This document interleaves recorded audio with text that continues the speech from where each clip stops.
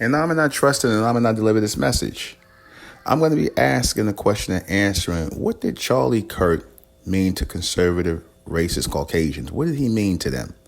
Why are they so,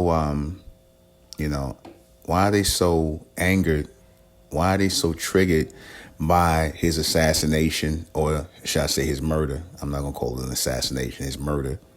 Why are they so angry with it? What is it? Why is it touching the nerve with them? Because you got to think, people die every day, man. People die every day. And, I get it that he was close, that, his ideology, if you want to call it, that was in line with what they believed. And, when people have someone who is echoing their sentiment and saying the things that they want to say, and that person, lose their life, or that mouthpiece is no longer operable, then people are going to get upset, and I get that. But what he, on a deeper level, what he means to racist conservatives, white racist conservatives, is this: because a lot of these people that are backing him, a lot of these wealthy millionaires, I'm like millionaires and billionaires, are supporting Charlie Kirk's Turning Point USA movement, right? They were supporting that. And, it basically, because I watched Charlie Kirk stuff before, I heard a little bit about him and I watched some of his stuff. And just a few things he said where I heard a lot of, what about black on black crime? Black people, black people are not eligible to have good jobs, and DEI hires and all this other stuff. And honestly, this is stuff that Nick Fuentes say. This is stuff that Ben Shapiro say. This is stuff that all of these white racist conservatives say, right? And it's fine. You could be whatever you want. You could be a racist. You can be a conservative. You got the right to be whatever you want to be in this world.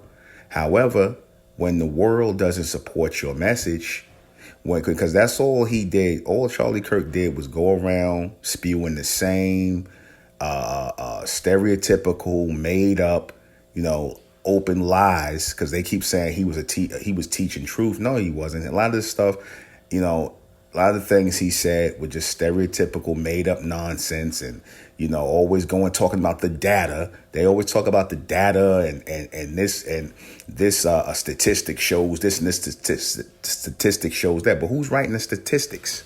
Who's writing the statistics?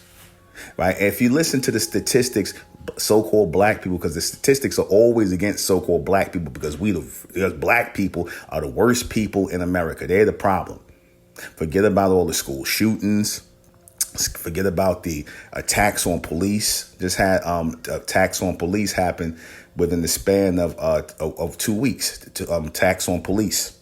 Go to Taylor House Publishing. Taylor House Publishing is a good channel.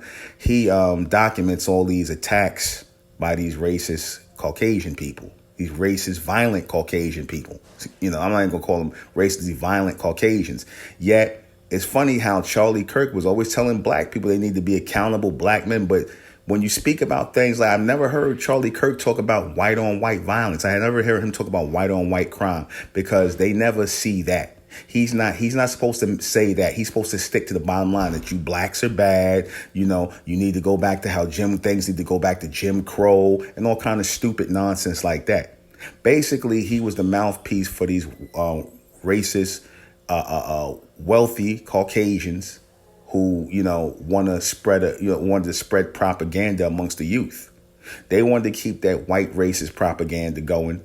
And all Charlie Kirk did was just, he got money to basically be their puppet and talk their nonsense and their gibberish. Because whenever he got challenged, which I noticed they always do, whenever they get called on their BS and logically someone challenges them logically to the things that they state, they always turn around and try to either change gears, switch to a whole nother subject. They quick at jumping on another topic, and they never finish off what they say. So again, I watched him in action. He just, like I said, it was nothing. Like I said, if he was actually a good debater and he actually could stand on it, I'd be like, okay, because, he wasn't even a good debater. He was basically stuck talking to a bunch of college kids younger than him, where he dominated the conversation.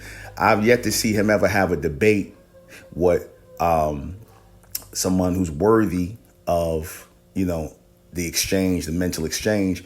You got a lot of black debaters. People, hell, I'll throw Tariq Nasheed up. I'll throw him up there. He could have debated him. Hell, I could have debated him. Umar Johnson. And I don't really care too much for them, but they're better. I bet you they could just take Charlie Kirk apart. They would have took him apart in any debate with the nonsense he was saying. He was just a whole bunch of made up, stereotypical, blaming black people for everything while ignoring their own violent nature, while ignoring white culture. And I'm not even going to say it's white culture, because I can't say all white people, because I'm not going to ever, like I said, 100% say everybody, a whole group of people is the problem. But a lot of it comes from there. That violent culture comes from there. And he never mentions that. He never mentions any violence. Once this guy said that, for example, once he said that George Zimmerman, was in the right, once he said George Zimmerman was in the right, Daniel Penny was in the right, what's the kid who defended himself? What's his name? Carmelo Anthony was in the wrong. Basically, he already got his mind made up. So he's not debating anything. Anything he say is in bad faith, because again, he's not saying anything that requires any critical thinking. He's not trying to critically think. He's already got his mind made up. People like him, because they get paid to push an agenda. He's nothing but a mouthpiece. That's all. That's all he was. He was a mouthpiece for these racist, wealthy Caucasians. They needed somebody young out there spewing their message. And mark my words, they're going to put another Charlie Kirk up there. He's not the last Charlie. He's not the last one to be up there. They're going to put another Charlie Kirk up there that's going to be spewing the same nonsense. They already talking about somebody already. I think some guy named Ben something. I forget what his name is. Ben Johnson, something like, I don't know what the guy's name is, but they already, Charlie Kirk ain't even dead in the ground yet. They already looking for a new vehicle to push they BS. They looking for a new vehicle to push their BS. That's all. Black people commit all the crimes, see all the stats here, but they need somebody to do it, whereas they don't sound openly racist, but it is openly racist. Because you're dealing with people who, I'm talking about these white racist conservatives and wannabe white conservatives. Because again, you're dealing with people who want to leave a legacy behind. They want their children, they want a whole generation of white racists to continue on their legacy. Right? So with Charlie Kirk getting killed like he did, it represented a fallen soldier, a good mouthpiece for them, a good young mouthpiece, because he was only 31 years old.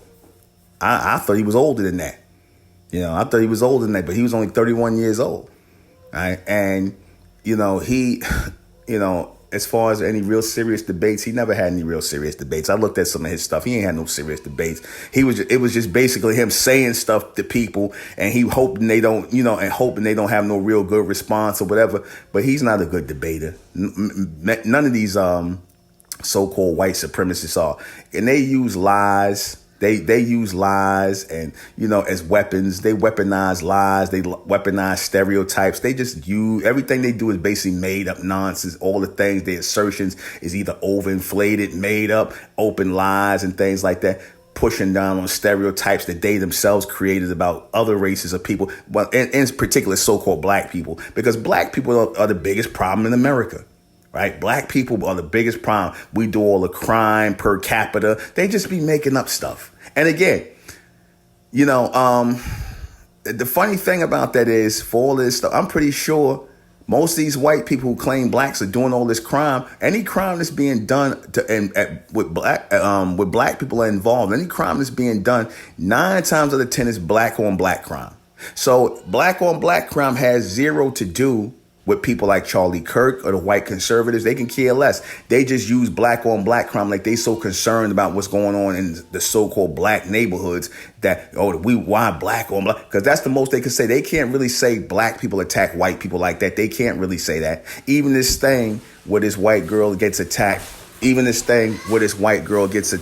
train, that's questionable. But rarely are you going to ever hear any white person on a random that's going to say, "Oh, I got attacked by a black person. Oh, this black person attacked me." I'm not saying it don't happen, but rarely you ever going to see that. If you hear about about crime, black people in crime, it's a black person doing something.